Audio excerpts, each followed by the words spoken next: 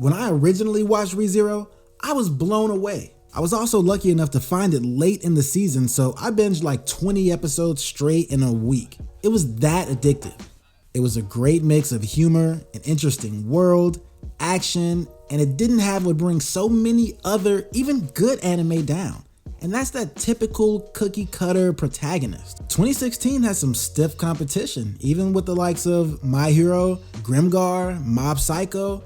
ReZero is definitely my favorite anime from that year. So when season 2 came out, I held back so I could binge it like I did the first season.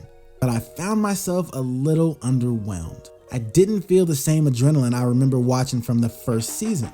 Apparently this is a hot take, but I'm gonna spend the next however long this video is talking about the downfall of ReZero. ReZero has always been an emotional journey.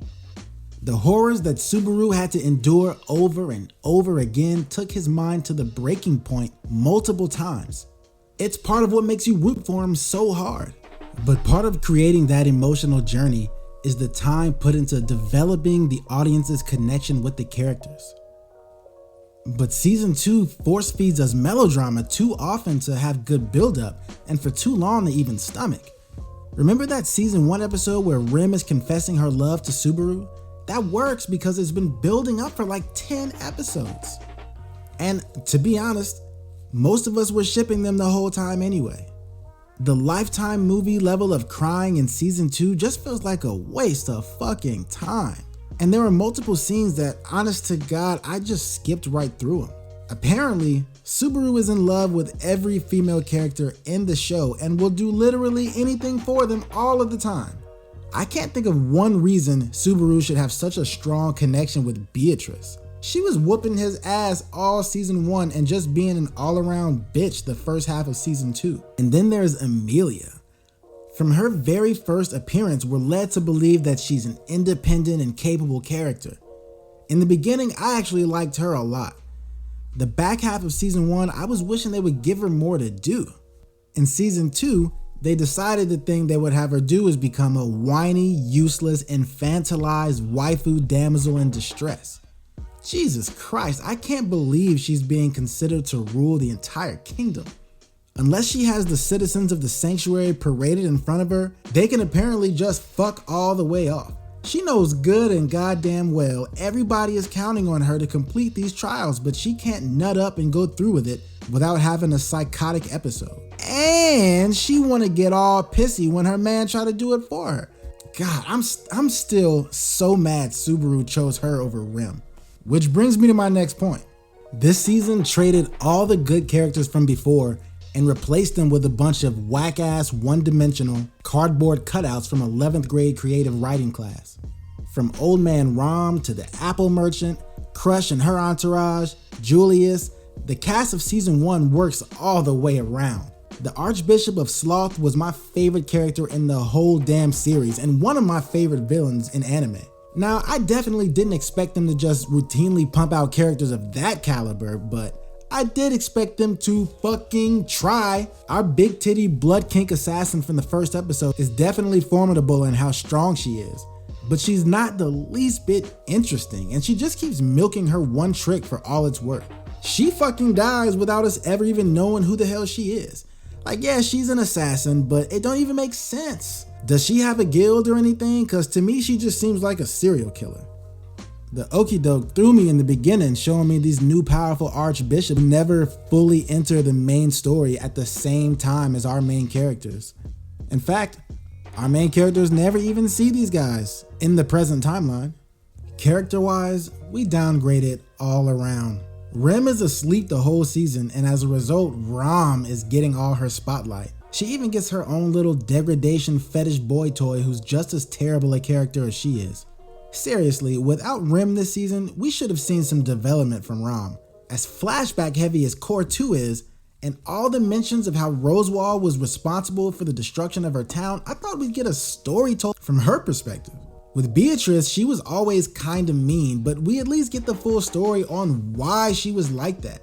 We know now why she's an emotionally stunted recluse. I swear tsundere characters are the worst thing in anime by far.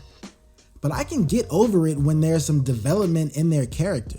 When they start out, maybe a little off-putting, and then slowly over time, they grow into something different.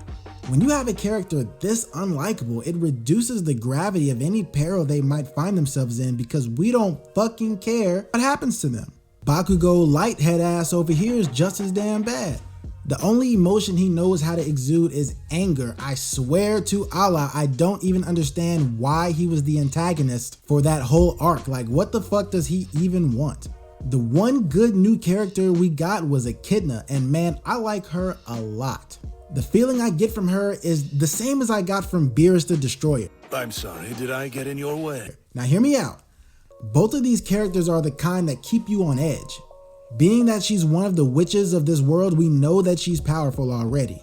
And when you couple that with her mystery and unpredictable nature, you never quite know what she might do. And this always keeps the character she's around in a Schrodinger's danger situation.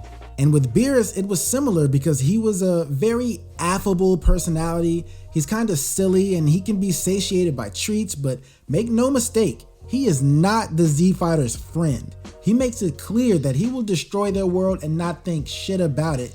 And that tightrope act of friend and foe makes a tense environment whenever they're on screen. My only problem with Echidna is that I often felt like the witch story was too convoluted. I mean, I like that you don't fully understand her or her intentions because, like I said, it makes her unpredictable. But at the same time, she's too central to too many characters' story to be this mysterious. She's at the center of Roswaal and Beatrice's entire existence and is running the Sanctuary trials too. Obviously, season 3 will bring up more about her, but I just wish we had more clues about why these trials exist, what her bodily fluids are, and what the fuck happened to Heck. Okay, so with these lackluster characters, you would think they put the majority of their effort into the plot and storylines. After all, the show has become known for its amazing cliffhanger endings. Sadly, my number one problem with ReZero Season 2 is that it's boring. I don't have any problem with taking time to establish characters and set up an arc. But these dialogue-heavy episodes, as I said before, are filled with melodrama and convoluted plots about the witches and Garfield's mom and that black book and 400 years ago, and it's just so tiring. The whole thing is basically 2 long arcs. The first one is about the Sanctuary trials, and the second one is whatever Roswaal and Subaru got going on. And I still don't understand why Roswaal was fucking with him like that, only to switch sides later so they could fight the mobbies together. What? All in all, season 2 just feels like a chore. It's a massive info dump of lore that I wasn't really interested in to begin with. And it just brings up more questions to the ones we already had in season 1. Things like, who's gonna be queen? How did Subaru get here? Why does he have the power of return by death?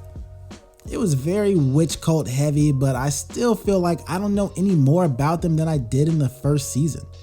It almost feels like a different show now. Subaru himself is way less funny and interesting this time around. If this was our introduction to the series, it might not even have gotten a season 2. But you know, I'm so in love with the first season that I'm still invested enough that I will definitely be eagerly awaiting the season 3 release. I love you, but we really gotta go right now. Fine, it was fun while it lasted.